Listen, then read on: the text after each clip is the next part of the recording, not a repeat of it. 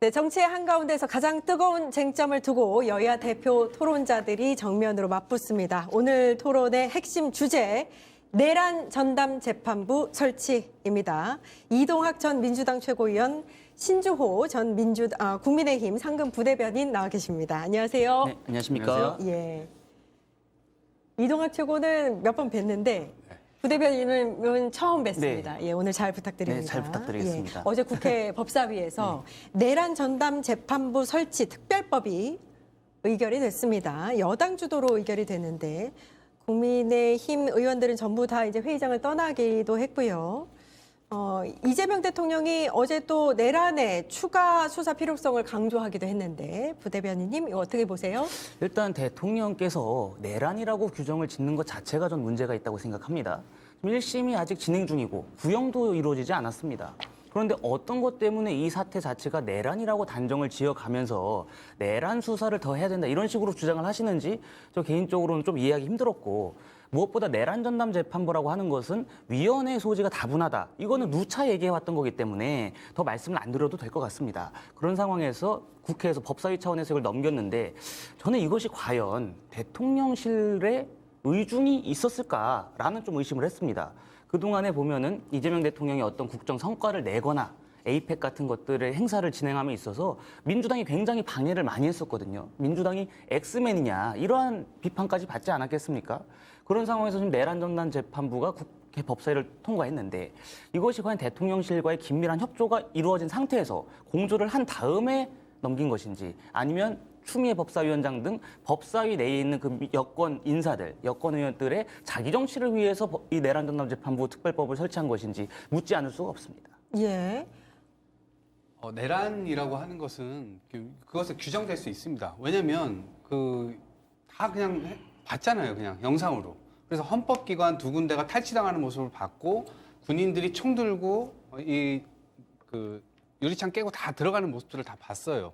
그래서 실제로 저는 내란이 일어났다. 이거 규정에 다 나와 있는 겁니다. 헌법기관이 탈취되는 내란으로 규정을 한다. 이게 법률 규정에 의해서 그렇게 하는 것이고, 그것이 확정 판결을 받기 전까지 말하는 것에 대해서 뭐 좀 조심하자. 그럼 그렇게 주장은 할 수 있지만 실제로 다른 예로 들어보면 사람들이 다 보는 앞에서 살인을 저질렀습니다. 그 사람이 확정 판결 받기 전까지는 법률적으로는 살인자라고 얘기해서는 안 됩니다. 그런데 우리는 사람을 죽이는 걸 다 봤기 때문에 살인자라고 얘기를 하는 거예요. 그래서 이것이 전혀 틀린 말은 아니다라는 말씀 드리고 싶고, 대통령께서 얘기하신 것도 있죠. 그래서 지금 이를테면 검찰이 그 계엄의 밤에 무엇을 했는가? 지금 군인들이 도대체 어디까지 뻗쳐 있는가에 대해서 계속해서 지금 나오고 있거든요. 그래서 오늘 안규백 장관도 아니 이게 헌법재판소에서 군인들의 소극적 저항, 그리고 국민들의 목숨을 건 저항, 이런 것들에 의해서 계엄을 막았다, 이런 게 평가가 있었습니다. 근데 그런 차원에서 국방부에서는 도대체 어디까지 갔었는지, 검찰은 어디까지 연계가 됐었던 것인지, 이 부분이 아직도 미지네요. 그리고 법관 회의를 열었다고 하는데 법관들은 지금 수사 대상 자체가 될 수가 없어요. 수사를 대상이 올라와서 당연히 수사를 해야 되는 것인데, 자기들 스스로가 지금 이거를 재판을 하다 보니까 이거 전부 다 그냥 기각시키는 거 아닙니까? 그러니까 그런 우려들이 좀 많이 남아있는 부분들이기 때문에 이것을 완전하게 종결시키려면 실제로 어디까지 혐의가 있는 것인지를 명확하게 밝힐 필요가 있고, 그것을 통해서 결국에는 다시는 이러한 일들이 벌어지지 않도록 하는 데 그 방점이 있는 거 아니겠어요? 그래서 그런 차원에서 저는 내란 전담 재판부라고 하는 것도 민주당에서는 당연히 필요하다라고 이제 법안을 낸 것이고, 그 부분이 이제 좀 앞으로 좀 진행되지 않을까 싶습니다. 네, 내란 종식을 위해서 내란 전담 재판부는 필요한 제도다 이렇게 말씀해 주셨는데, 일단 국민의힘이 오늘 대여 총공세를 펼치고 있습니다. 특별재판부가 정권 입맛에 맞는 법관을 임명하려는 것이다, 이런 의견을 내고 있고요. 민주당은 전담재판부를 사법부 내에 설치하는 것이기 때문에 문제가 없다, 이런 주장인데요. 어떻게 보세요? 기본적으로 특별재판부라고 하는 것은 위원회입니다. 위원회예요. 우리 헌법상 특별재판부를 둘 수 있는 곳은 군사법원밖에 없습니다. 그리고 이 특별재판부라고 하는 것이 우리 헌정사상 두 차례가 생겼거든요. 근데 그 두 차례 모두 국가의 초기 상태, 아직 기틀이 마련되지 않은 상태에서의 그 친일 척결, 이런 것들 때문에 생긴 거였습니다. 이게 그렇기 때문에 지금 보면은 내란 전담 재판부라고 하면서 결국에 민주당 정권 인사들을 임명하고 민주당 입맛대로 판결이 나오게끔 하려는 수작 아니냐 이런 식의 국민적인 의혹이 가시지 않는 것이죠. 그런데 만약에 이 내란 전담 재판부에서 어떤 판결을 내린다고 칩시다. 그럼 그 판결을 국민들께서 저건 공정한 사법부의 판결이었어 이렇게 바라보시겠습니까? 만약에 민주당이 이 내란 전담 재판부에서 윤석열 전 대통령에 대한 내란 혐의가 모두 무죄다. 이렇게 처벌을 해버리면 이런 판결을 내리면 민주당은 믿겠습니까? 안 믿을 겁니다. 마찬가지로 이것은 내란이었고 윤석열 전 대통령한테 굉장히 중한 형벌이 내려진다고 하면 윤석열 전 대통령을 옹호하는 분들은 그걸 믿지 않을 겁니다. 그렇기 때문에 내란 전담 재판부가 있어서는 안 된다라는 것이고 무엇보다 가장 공정한 것은 무작위 배정에 의한 판사들이 내린 판결 아니겠습니까? 그런데 내란 전담 재판부는 여권 인사들이 추천하고 그들이 재판을 하는 것인데 그거는 공정한 게 아니죠. 무작위로 한 다음에 정말 이 사건과 이해관계가 없는 사람들이야말로 정말 재판의 공정성을 담보하는 것인데 민주당 인사들의 추천을 통해서 재판부가 구성되고 그들이 내린 판결 과연 이것이 우리 헌정사상, 헌정 질서에 맞는 일인지 묻지 않을 수가 없습니다. 네, 내란 전담 재판부의 판사를 민주당 인사들이 추천을 하는 것이다 이렇게 말씀을 하셨습니다. 엄밀히 따지면 국회가 추천을 하는 것이죠. 그래서 입법부에서 추천을 하는 것이고 그것이 사법부 내에 설치가 되는 것이거든요. 그래서 지금 특검은 외부 인사를 특검으로 앉혀서 이 검사들이 파견 나가는 방식인 거잖아요. 근데 이것은 애초에 법관을 대상으로 합니다. 그리고 추천하는 사람들이 좀 다채로워질 뿐이에요. 그런데 최종 결정권자, 최종 임명권자도 대법원장입니다. 그렇기 때문에 저는 이것이 크게 지금 법률 안에 크게 벗어나는 것이 아니다라는 말씀 좀 드리고 싶고 그리고 지금 왜 근본적으로 이런 것들이 필요하다라고 하는 주장이 나오느냐면 사법부의 신뢰가 굉장히 많이 형해화됐잖아요. 실제로 그 누구에게도 70여 년 동안 그 누구에게도 적용되지 않았었던 이 법리를 비틀어가지고 윤석열 전 대통령 풀어주고 그러니까 실제로 이 시간으로 날로 계산해야 되는데 시간으로 계산해서 풀어줬어요. 그 다음에 무슨 일이 있었냐면 그러면 한동훈 대표가 갑자기 나와가지고 그러면 이거 앞으로도 다른 사람들에게도 시간으로 적용해라. 그러면은 일관성이 있다라고 얘기했는데 그 다음 날 검찰이 뭐라고 했습니까? 다시 우리는 날로 계산할 거다. 이렇게 얘기했습니다. 그 이후로도 지금 시간으로 계산 안 합니다. 왜 윤석열에게만 이러한 조항도 없는 거를 갖다가 적용했을까? 여기에 대해서 신뢰가 이제 붕괴됐다 이렇게 말씀드리고요. 직위원 재판부 자체가요. 지금 재판부한테 그 변호사들한테 질질질 끌려다닙니다. 그러다 보니까 시간이 계속 뒤로 늦춰져 가지고 1월 달에 실제로 이제 구속기일 만료되면 풀어줘야 될 수도 있다. 근데 겨우 그거를 다시 이제 막아놓는 다른 수단을 계속 써야 됩니다. 지금 재판부가 철두철미하게 지금 못하고 있다는 인상을 주기 때문에 그러한 차원에서 사법부 신뢰 붕괴라고 하는 것이 대단히 큰 요인으로 지금 작용이 되고 있기 때문에 재판부는 혹은 사법부는 그런 법안들에 대해서 뭐라고 할 거라고만 얘기하지 말고 실제로 본인들이 이 신뢰도를 올리기 위해서 자정작용을 어떻게 해야 될지 어떤 보관을 내야 될지 이 부분에 대해서는 고민이 지금 전혀 없어요. 그냥 하는 겁니다. 그렇기 때문에 저는 그것이 좀 타당하게 지금 이 얘기가 되고 있는 것이고 그 법안까지 지금 통과가 돼 있는 거다 이런 말씀드립니다. 예, 직위원 재판부 문제를 지적을 해주셨는데 지금 보면 3대 특검에서 구속영장 청구를 하면 기각률이 굉장히 높다 이런 문제점도 제기되고 있고 얼마 전에 추경호 의원에 대한 구속영장도 기각되면서 이 민주당이 내란 전담 재판부 추진에 속도를 내고 있다 이런 얘기가 나오고 있습니다. 어제 결정으로 이제 민주당 내에서는 내란 전담 재판부가 필요한 이유를 증명한 게 바로 추경호 의원의 구속영장 기각이다 이렇게 설명을 했고요. 사법부가 내란 세력의 방패막을 자처하고 있다 이런 말이 나오고 있습니다. 어떻게 보세요? 추경호 원내대표는 분명히 엄격한 법에 따라서 구속영장이 기각된 겁니다. 그런데 거기다 대고 이 추경호 전 원내대표의 구속영장이 기각됐기 때문에 내란 전담 재판부가 필요하다. 이 주장은 말 그대로 사법부를 정치화하겠다라는 야욕을 펼친 것에 좀 불과하다고 봅니다. 그리고 이동학 최고위원께서 지금 말씀해 주신 것이 사법부의 신뢰가 붕괴됐다고 말씀을 하셨는데요. 지금 국민들께 여쭤보면 어느 국가기관을 제일 불신하냐? 국회일 겁니다. 그럼 국회도 우리가 없애야 됩니까? 그런 건 아니지 않습니까? 게다가 누가 사법부 신뢰의 붕괴를 앞장섰습니까? 누가 사법부 신뢰를 가장 어깃장을 놨는지 우리가 살펴봐야 됩니다.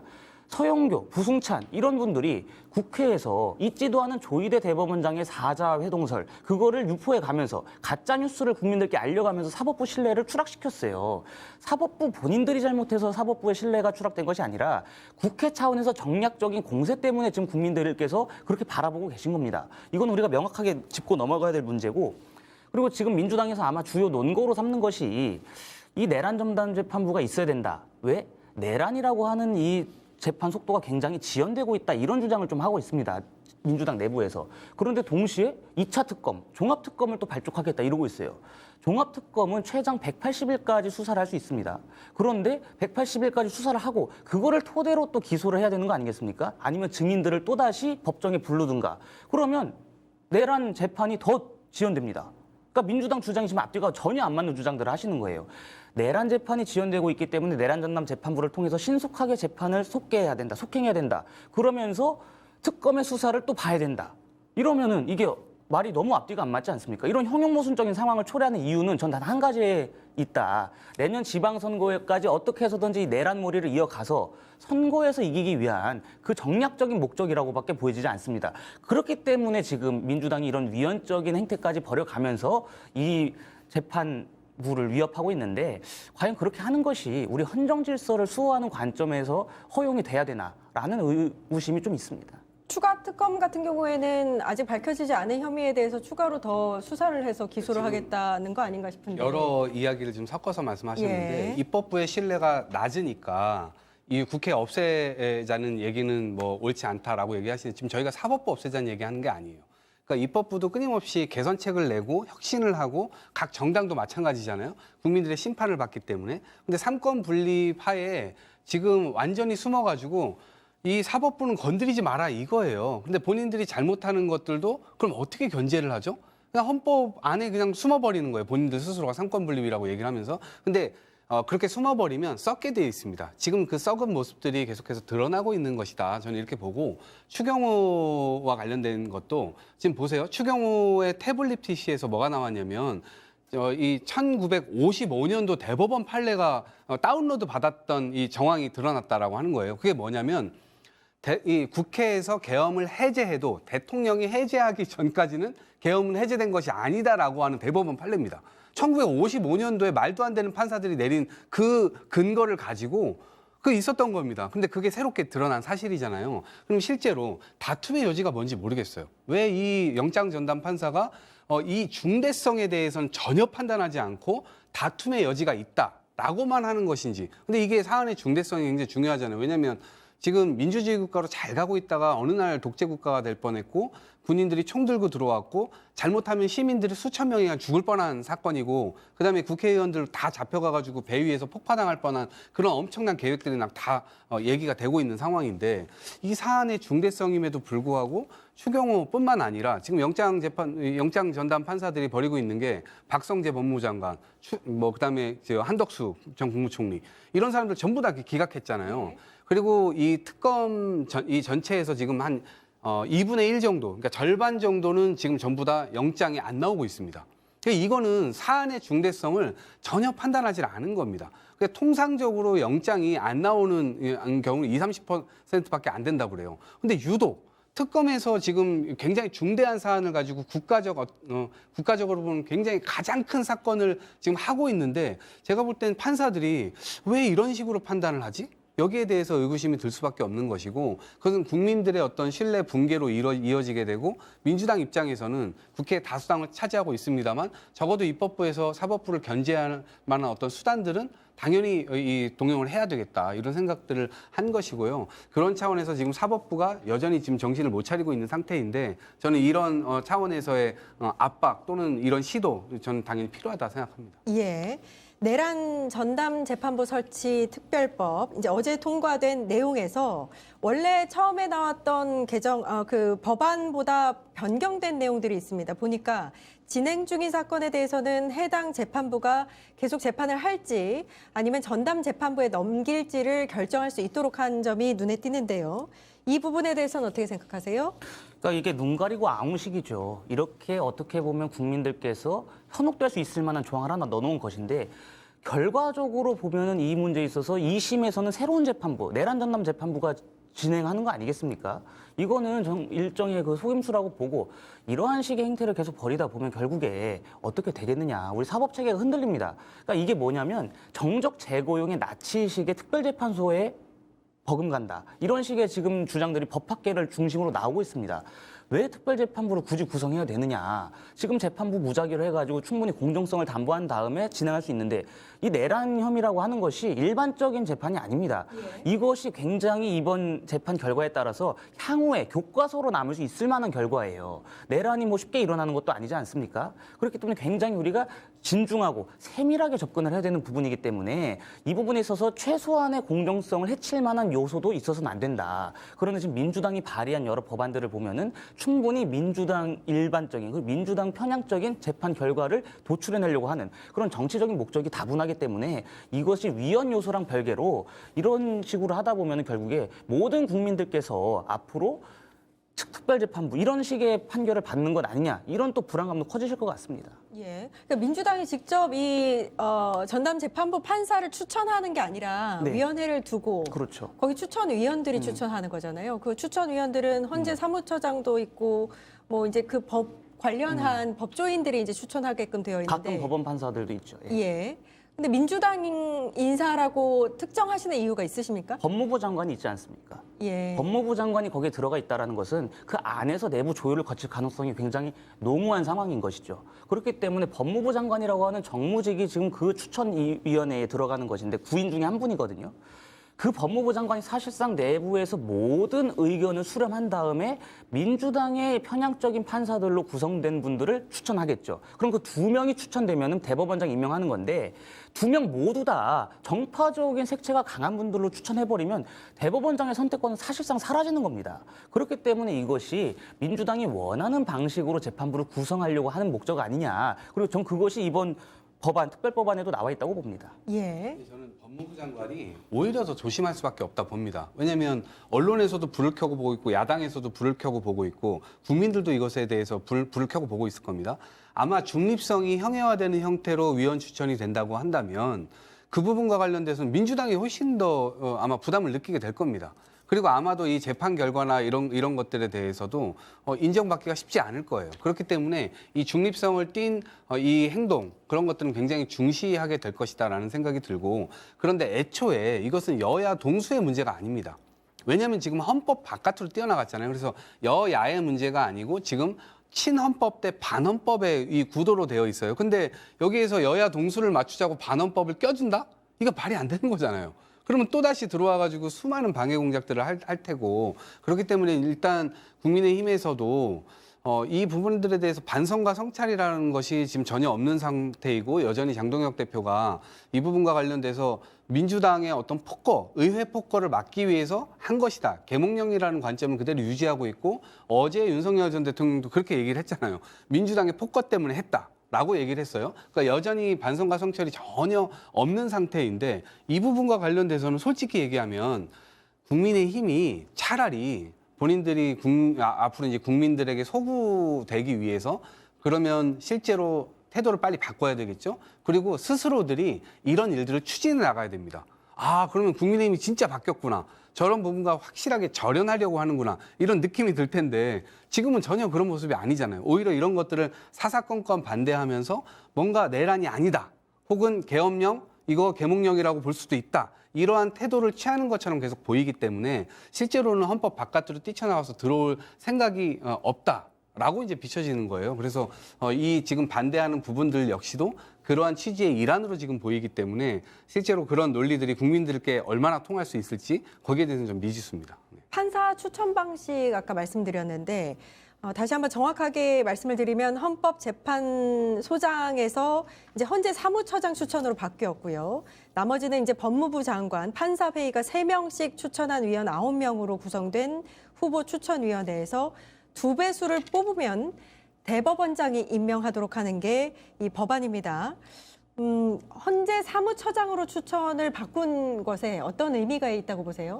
헌법재판소장은 사실상 심판이라고 얘기할 수 있잖아요. 근데 이 심판이 만약에 이 법원, 이 이 추천권 한 자에 들어가게 되면 나중에는 그 중립성 뭐에 또 휘말릴 수가 있게 되겠죠. 그래서 헌재 소장은 아니지만 이 여기 사무처장으로 해가지고 실제 헌재에서도 왜냐하면 이거 헌법과 관련되어 있는 또 일들이기도 하기 때문에 이제 헌재의 어떤 지위나 지금 입장 자체가 상당히 이제 올라가고 있는 겁니다. 그래서 그런 차원에서 헌재의 의견도 들어야 된다라고 하는 측면인 것 같고, 그러나 직접적으로 소장이 들어와가지고 그런 판단들을 하게 될 때 나중에 중립성에 대한 문제 이런 것들 때문에 저는 헌재 사무처장이 이제 들어오는 것으로 이야기가 된 것 같고요. 그분이 어쨌든 그분이 심판을 하는 것은 아니고 추천 권한이 있는 것일 뿐입니다. 그래서 거기에서 결국 2명을 선정하게 될 테고. 이제 다른 한 명이 결국 대법원장이 이것을 마지막에 최종적으로 결정을 하게 될 텐데 최대한의 어떤 중립성을 위해서 이렇게 된 것이 아닌가 싶습니다. 아, 그렇군요. 천대엽 법원행정처장이 이렇게 얘기했습니다. 헌재 소장이 아니라 헌재 사무처장이라고 하더라도 심판이 시합에 들어오는 것은 위헌적인 문제가 있다. 이렇게 이야기를 했는데요. 어떻게 보세요? 그렇죠. 이것이 가장 중요한 게 뭐냐면 굳이 안 해도 될 일을 지금 하는 겁니다. 말씀하신 것처럼 법원 행정처도 반대하고 있고 각급 법원장들도 반대하고 있고 모든 판사들, 모든 법조인들이 이 자체가 위헌이다라고 주장을 하고 있는 가운데에서 민주당이 이것을 일방적으로 통과시키고 속도전을 낸다. 이거에 너무 의도가 불보듯 뻔한 거 아닙니까? 선거 때문에 이러는 거예요. 민주당은 뭐 우리 헌정 질서가 어떻게 되든 우리 헌법 가치가 수호되든 안 되든 그것랑 상관없이 어떻게 해서든지 내란몰이를 계속 이어가겠다라는 그런 정략적인 아주 야욕만 가득하기 때문에 이것이 이루어져서는 안 된다라는 겁니다. 그리고 말씀하신 것처럼 여야 동수 이런 문제가 아닙니다. 이것은 돼선 안 되는 것이기 때문에 최대한 둬야 된다는 거고 사법개혁의 당사자인 사법개혁의 핵심 관련자들인 사법부의 이야기를 안 듣고 국회 차원에서 사법부 너네 개혁해라 이렇게 계속 매를 때린다면 그거 제대로 되겠습니까? 사법부는 그 어느 집단보다도 굉장히 엘리트 집단입니다. 그리고 그 안에서 내부적인 요소에 있어서 굉장히 외부에 알려지지 않은 것도 많고요. 그렇다면 사법부 내부에서 어떠한 목소리가 있고 내부에서 어떠한 개혁 방안이 있는지를 들어보고 그것과 슬기롭게 조화를 시켜서 입법부 차원에서 도와주는 것이야말로 사법개혁 아니겠습니까? 지금 민주당이 하고 있는 것은 사법개혁이 아니라 사법개혁에 지나지 않는다라고 평가하고 싶습니다. 예. 어제 법사위에서는 내란 전담 재판부 설치뿐만이 아니라 법 왜곡죄 신설 법안도 처리가 됐습니다. 내용을 보면요. 판 검사가 사실관계를 왜곡해서 판결해 또 수사하면 이를 처벌하는 내용이 담겨 있습니다. 어떻게 보세요? 그러니까 이 판사도 이게 멈추면 혹은 고이면 썩는다라고 하는 것이 지금 사실상 보여주는 겁니다. 70여 년 동안 견제받지 않았기 때문에 지금 도대체 이 판사들의 기행 문제에 대해서 굉장히 많이 나오고 있어요. 보세요. 지기현 판사도 지금 접대받았다는 의혹을 지금 받고 있습니다. 예. 본인들이 법원행정처에서 그것을 물리감찰단을 가동해가지고 그걸 검사한다고 했습니다. 실제로 그거 지금 발표도 못하고 있는 상황이에요. 얼마 전에 어떤 부장판사 변호사들하고 동석해가지고 수백만 원어치 받고 향응 제공받고 그리고선 그 다 이해관계자들이라는 거 아니겠습니까? 근데 재판을 하고 있는 판사들이 이러한 식으로 지금 운영된다라고 한다면 당연히 지금 사법부에서 강조하고 있는 공정성이라든가 이런 것들 말과 행동은 완전 다르잖아요. 그리고 이 지기현 재판부도 배당되는 과정에서 무작위 배당했다고 했잖아요. 그런데 천대엽 이 법원행정처장이 나와서 국회에 나와서 거짓말했어요. 무작위 배당했다고 했잖아요. 그런데 현직 부장판사가 그 현실을 폭로했잖아요. 그거 아니다.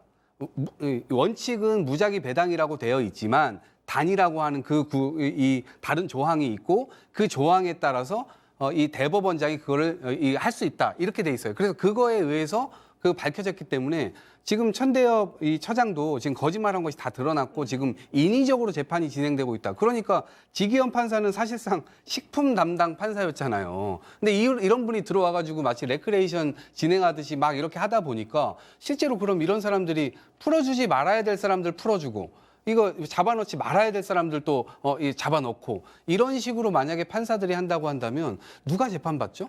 그러면 이제 판사들도 실수할 수 있는 인간이다. 그리고 의도를 가지고 정략적으로 재판을 활용할 수도 있는 사람들이다라고 하는 점을 인정을 해야 되고 판사도 잘못했을 때 견제받을 수단이 있어야 됩니다. 그럼 그 수단을 어떻게 만들 것이냐라고 했을 때 법 왜곡 지난번에 윤석열 전 대통령 그 누구에게도 적용되지 않았던 걸 적용했을 때 이것은 아예 법에 나와 있지도 않아요. 심지어 본인이 함께 참여해서 썼던 교과서에도 그게 그렇게 안 돼 있습니다. 날로 계산한다고 되어 있어요. 그런데 그걸 시간으로 계산해요?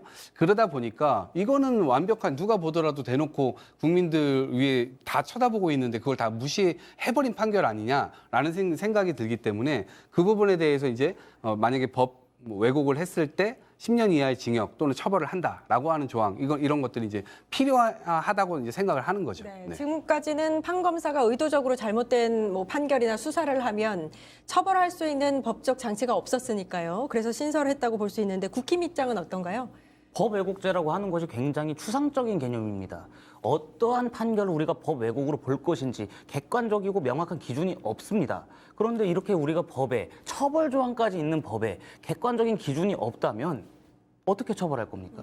주먹구구식으로 되지 않겠습니까? 예. 그리고 이동학 최고위원께서 지금 계속 사법부가 견제받지 않는다라고 말씀을 해주셨는데 우리가 지금 대법원장이나 이런 분들은 국회 표결이 필요하고요. 그리고 판사들도 지금 국정감사 통해서 이루어지고 있지 않습니까? 게다가 필요하다면 국정조사와 청문회도 있고요. 사법부는 견제받지 않고 있지 않습니다. 계속해서 국회로부터 견제를 받고 있어요. 근데 이렇게 계속 사법부가 견제받지 않고 내부에서 고여있다라고 말씀하시는 것은 저는 개인적으로 온당치 않다고 보고 지금 이 법 왜곡죄라고 하는 것이 신설이 된다면 얼마나 소극적으로 판관들이 임할 수 없습니다. 소극적으로밖에 임할 수 없을 거예요. 왜냐하면 내 판단이 자칫 잘못하면 이것이 상대당에서 혹은 상대 진영에서 법 왜곡죄라고 해갖고 고소할 것이 뻔하잖아요. 그렇기 때문에 우리가 정말 사법부 차원에서도 적극적인 판결을 통해서 사법 정의를 세우고 이 원칙을 좀 바로 세울 필요가 있는 문제들이 있어서도 소극적으로 판결할 수밖에 없다. 이렇게 해버리면 우리가 정말 제대로 된 그 판결도 이루어지지 않고 처벌이 정말 명확하고 아주 세게 이루어져야 되는 문제들이 있어서도 그 처벌만큼의 그 수위만큼의 처벌을 받지 않는 정의가 사라질 수도 있다라고 저는 봅니다. 예. 끝장 토론 오늘 여기까지 하겠습니다. 분위기가 굉장히 뜨거웠는데요. 이동학 전 민주당 최고위원, 신주호 전 국민의힘 상근 부대변인님 고생해 주셨습니다. 감사합니다. 감사합니다. 네, 윤석열 측 변호인이 SNS에 무죄를 받아야 부하들이 산다 이렇게 말했습니다. 법정에서 책임 전가라는 비판이 나오자 책임을 벗는 것이 오히려 부하들을 살리는 길이라는 논리로 맞선 건데요. 하지만 법은 누가 누구를 살리기 위해서 존재하는 것이 아니라 누가 무엇에 책임져야 하는 것을 가리기 위해서 존재합니다. 지금 내란 재판이 물어야 하는 게 바로 이게 아닐까 싶습니다. 12월 4일 끝장 뉴스 여기까지입니다. 내일 오후 4시 50분에 다시 찾아뵙겠습니다. 함께해 주신 여러분 감사합니다.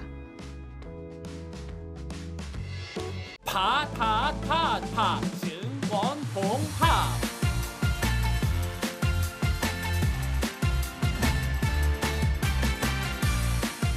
이제 저녁 8시 30분 퇴근 후 퀴즈 한판 혼자 하지 마세요. 같이 해요. 매일 저녁 8시 30분 많은 참여 바랍니다.